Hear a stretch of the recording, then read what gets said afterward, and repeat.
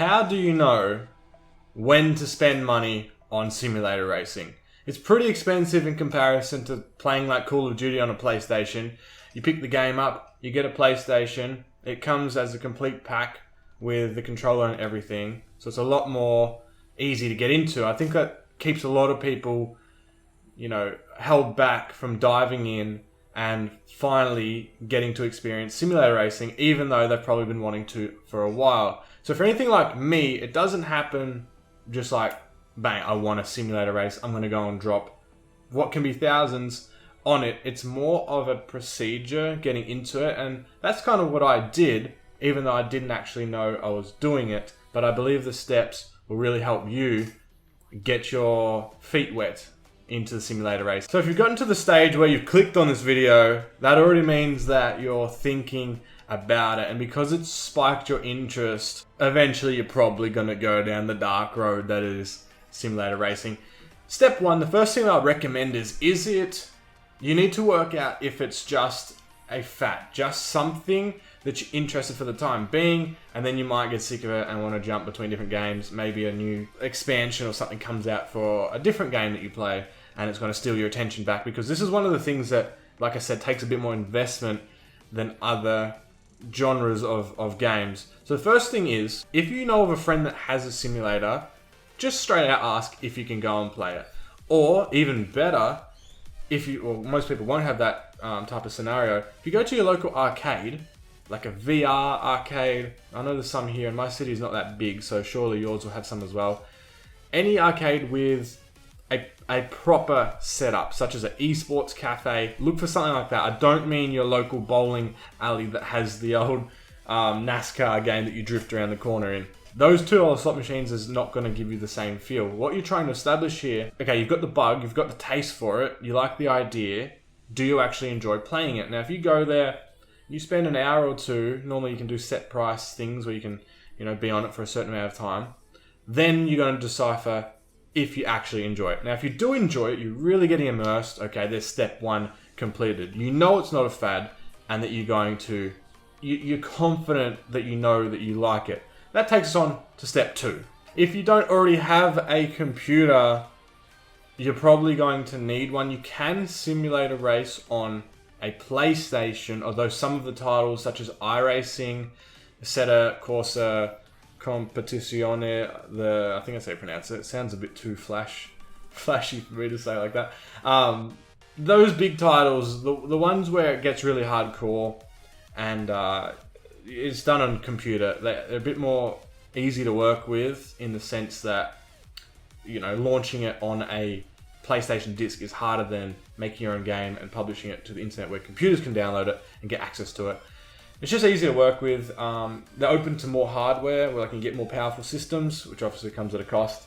And I think everything you buy simulator hardware wise will work with a computer, and then sometimes with consoles, vice versa. So if you're looking at a PC, a lot of people get stuck on this section, is what type of computer do I get for simulator racing? Because it can be the interest that gets people not only really wanting to race online, but to actually get on a computer first.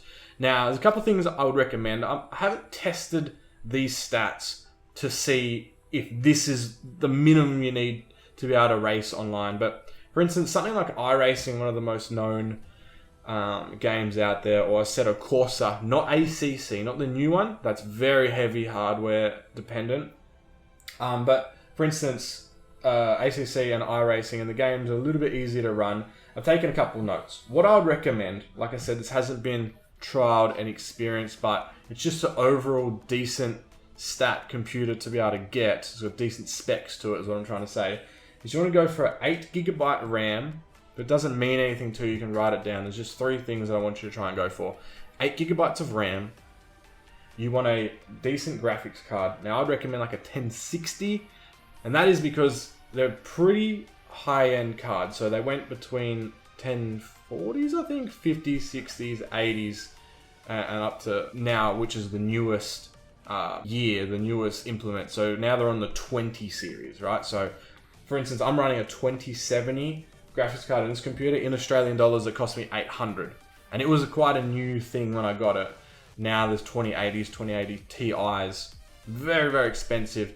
Which means you can get a good bargain on the last gen hardware or the graphics cards. And the good thing is that they bring out new computer parts every single year. So even though it's last gen, it's not actually that old. It's supported. You have no worries about, such as if you buy a really cheap PlayStation steering wheel, sometimes the computer literally won't work with it because they don't support them anymore. That's hardware and things like that. But graphics cards, if you get one of the 10 series, that'll work for many years to come. So 1060 is kind of that medium ballpark, slightly higher end that I'd recommend getting. And finally, you're going to need a CPU to power it. Those three things combined in a simple form is what's going to be able to let you play these games or restrain you from playing this game. So I'd recommend like an Intel i5. There is the competitor to this, which is the AMD brand, although I personally get a little bit more confused with their different sequence of parts. What is like the go, what's the best and what's the worst. Intel's easy. You got i5, i7, i9 now, and 1060, 1070, 1080 cards. Okay, so 8GB of RAM, 1060, and an i5, and you will be on your way. Pro tip when buying a computer, if you can pick one up secondhand, because anyone that has a computer may have wanted to get to the latest, greatest specs and already upgraded a computer, you can pick one up secondhand from Facebook Marketplace or something like that. Just make sure that you, in person, see it work, plugged in. Don't get ripped off when you're going on Facebook Marketplaces and things like that. If you do want to buy a brand new build, there will be online shops that have them ready to go. For instance, in my home country of Australia, just interstate, the one closest to me, I can buy a computer built, ready to go, brand new, comes in the post, you plug it in and play for about 1,500 AUD. So you're not going to get under the $1,000 mark, which you could probably do if you bought secondhand, but it's still good nonetheless.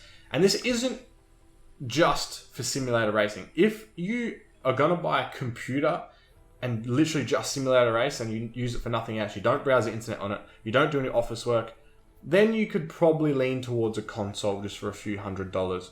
Like I said, you're going to be limited to a few games, not some of the big high-end ones.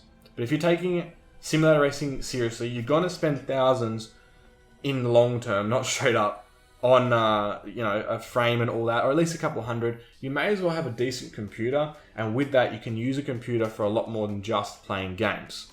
So there's that. Running on to number 3 is now, what game do you pick up? There is a good few options. If you get into simulator racing right now, you've actually picked a really good time. ACC, which I've already mentioned a few times in this video, has just launched within the last 6 months. Okay, so it's a new game. Their first expansion pack is out, really bringing some heavyweight content and really getting some attention. So you've got games like that. You've got Automobilista 2 about to launch. They're trying to join in on the fun as well. iRacing is growing as it one of the strongest player bases that has been at for a while. You've got pro drivers on it. It's just getting traction, and right now is a good time to get into simulator racing. Plus you've got virtual reality, which is really making steps. And the one place that I've seen virtual reality used the best, right? You can go to a cafe and mess around with it and play some shooting games, but the technology is a little bit off before it's super fluent, competitive, and everyone at their house has VR goggles on when they're playing Call of Duty or Battlefield. They're just not there yet. It will be in the future, it's just not there yet. Thing is, with VR and racing games, it nearly is there, and the general public, it's a little niche thing, simulator racing. The general public doesn't really get on board with it, but you'll find that virtual reality racing is, getting supported by a lot of these games quite well, really immersive. And if you're buying 3 computer screens like I have here, instead of doing that, you could nearly get a VR set for nearly the same price, depending on which one you get. But if you're starting out with sim racing, just stick with one screen, one step at a time. You can always upgrade into the future. Now, getting on to the actual cheap games, what I'd recommend. You've got Assetto Corsa, the first one. You can pick that for like $7. It has a decent career. I mean, there's not a storyline, things like that, but you can go through and unlock different cars and get quicker and quicker. It's a nice way to ease into it, and there's lots of online racing and mods, and it's very supported. It's been out for a long time. I wouldn't recommend iRacing as your first title. It's just too much upfront money. You really want to make sure that you're committed to it. You got a subscription, you got to buy all the tracks. So you want to go for the full price title games. If you want to mess around, you got Wreckfest, so that doesn't work that good on Simulator. You've just got decent games. Go to Steam, go to the racing page and you'll see the first games that come up. If your computer can handle it, I'd go straight for ACC, although you are locked to just the GT3 cars. So keep that in mind. But just look for full price titles with all the content included. Automobilista 2 will be one, if you're watching this in a few months after it releases, that I would have a good look at. Although, keep in mind, games have only been out for the first 3 months or so. They're going to be full price. ACC has already been on sales that are 33% off, 40% off. You want to look at things like that. And finally, that comes to what do you actually need to get. Now, I'm going to go into a video further, and if I've made it, I'll link it in the description, or I'll made it up here. Look on my page to see if it's up. I'm going to go into detail about the cheapest way to get into sim racing. So you've come through, you've gone to your arcade and stuff, you've checked that you like it. You are invested, you really do want to get into it. Number 2, you've got a PC to power it now, or you went out and got a console because you're purely just going to use it for sim racing and not going to office work on your computer or anything, because it is an expensive investment if you're not going to use it to its fullest. And you've picked up some cheap games like Assetto Corsa or Gran Turismo if it was on PlayStation, or Forza, although that's not much of a simulator game, on Xbox. What setup do we get? There's so many questions. You want to go for the Logitech pack. Now, some people will say you just go straight for Thrustmaster. Like I said, there'll be a video where I go into details. But for bang for your buck, Logitech know how to launch quality stuff at a cheap price to the broad market. And because it's broad market and it's everywhere, you can pick up a set for $200. It comes with the wheel, comes with the pedal set, and you can even get a shifter with it. It's really, really good. You can use an office chair for the time being. You're getting really annoyed and sliding around.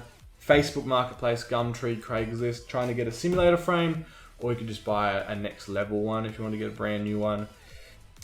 Play Seats doesn't get the best reviews, so stay away from that. Trakracer is a good company to go with, but like I said, try and pick one up secondhand. That's what I've done, and slowly but surely you'll upgrade parts one at a time the more years that you're on your simulator.